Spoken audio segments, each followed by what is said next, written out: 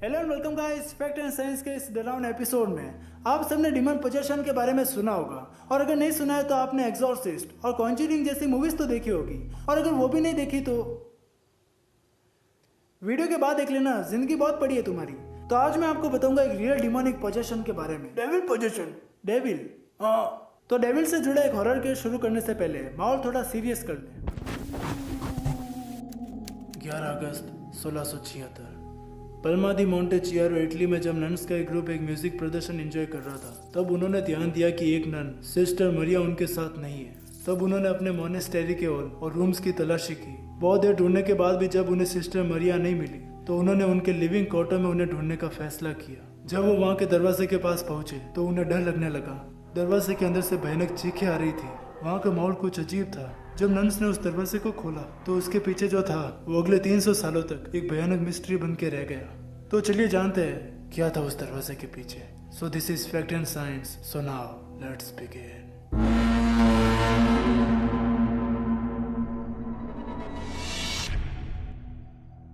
The island of Sicily, जहाँ Christian tradition के Saint Paul ने गॉड शब्द का प्रचार किया था। क्रिश्चियन जहाँ गॉड में बिलीव करते हैं, वही वो डेविल की एग्जिस्टेंस में भी बिलीव करते हैं। यही स्टोरी शुरू होती है सिस्टर मरिया की। 1645 में जन्मी इजाबेला टोमासी। जब वो सिर्फ 15 साल की थी तब उन्होंने एक बेनेडिक्टिन कन्वेंट ज्वाइन किया जो Palma di Montechiaro of Sicily में था। वहाँ उन्होंने बैप्टिज्म करके अपना नाम मरिया क्लॉक्सीफिसा डेला कॉन्सेजियोनी कर दिया। बैप्टिज्म का उद्देश्य मन की शांति और सुख की प्राप्ति करना होता है, पर मरिया को इससे बिल्कुल शांति नहीं मिली। कन्वेंट को ज्वाइन करने से पहले सिस्टर मरिया का बचपन कैसा था किसी को ज्यादा कुछ नहीं पता। सिस्टर मरिया का शैतान में बिलीव करने की वजह ये थी कि उनका मानना था कि खुद हेल के राजा डेविल लूसीफर उन पर हावी हो रहा था। उन्होंने अपने साथी नन्स को भी बताया कि डेविल उन्हें फोर्स कर रहा है कि वो इविल साइड ज्वाइन कर ले। सिस्टर मरिया बहुत ही स्ट्रॉन्ग फेथ वाली लेडी थी। एज ए नन उनका काम कभी आसान नहीं था।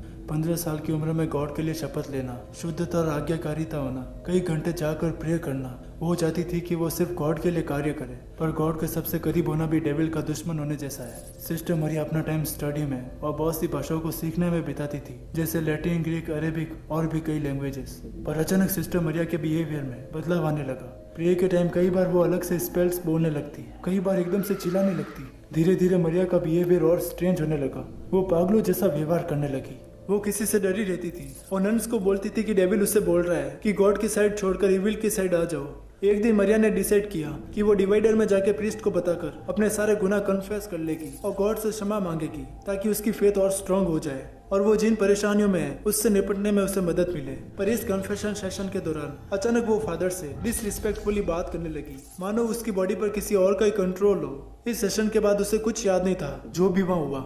जिस रात मॉनेस्टरी में क्वायर परफॉर्मेंस होने वाली थी, उससे एक रात पहले सिस्टर मरिया अपने लिविंग क्वार्टर में अकेली थी। सिस्टर मरिया ने अपने रूम में कुछ धीमी आवाज में स्पेल्स पढ़ने की आवाज को एक्सपीरियंस किया, जो बहुत ही अजीब थी। उनकी बॉडी अनकॉन्शियस होने लगी और कोई और फोर्स उनकी बॉडी पर टेक ओवर करने लगी। बिना किसी एहसास के सिस्टर मरिया ने एक पेपर पर कुछ अजीब सिंबल्स बनाना शुरू कर दिया। ऐसे सिंबल्स जो पूरी ह्यूमन बीइंग से अनफेमिलियर थे।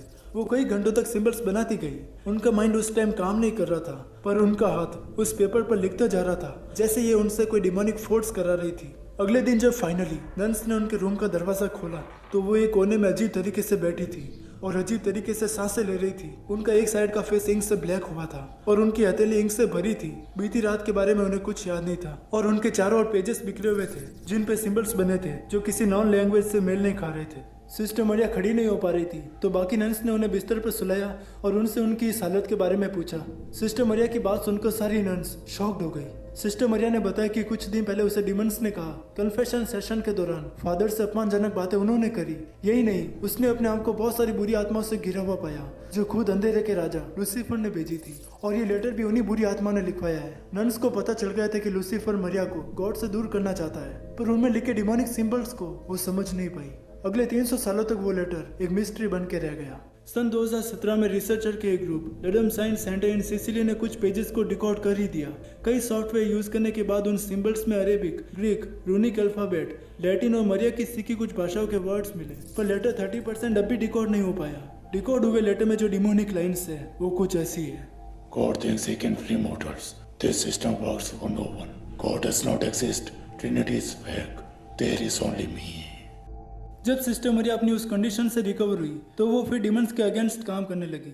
सिस्टर मरिया की फेथ बहुत ही अलग थी। अगले 345 साल तक वो एक मिस्ट्री और एक लेजेंड बन के रही। और लडम साइंस सेंटर के अकॉर्डिंग एक पॉसिबिलिटी निकली उनकी मेंटल हेल्थ के बारे में। उन्होंने कहा कि मरिया की लैंग्वेज स्किल्स बहुत ही अच्छी थी, जिसने उन्हें कोड इन्वेंट करने के लिए अलाउ किया। वो शायद स्किज़ोफ्रेनिया और बाइपोलर जैसी मेंटल प्रॉब्लम से सफर कर रही थी, जिनसे उन्हें लगा कि डेविल उन पर हावी हो रहा है। बचे हुए 30% सिंबल्स का कोई सेंस नहीं बन रहा। अब सही से कुछ पता नहीं, क्योंकि सबकी अपनी थ्योरी है। पर आपको क्या लगता है, सिस्टर मरिया ने ये सब मेंटली डिस्टर्ब होने की वजह से किया या सच में शैतान ने कराया? शैतान एग्जिस्ट करता है या नहीं, आप कमेंट करके बता सकते हो। और डीमंस और डेविल से जुड़ी एक शानदार वीडियो की प्लानिंग है, जो अब से पहले किसी ने नहीं बनाई होगी। पर वो बड़ा प्रोजेक्ट है, तो अच्छे सब्सक्राइबर चाहिए। तो सब्सक्राइब करके बेल आइकन दबा दो, कोई पैसे नहीं लगते उसके। वीडियो को लाइक शेयर कर देना, बहुत मेहनत लगती है यार।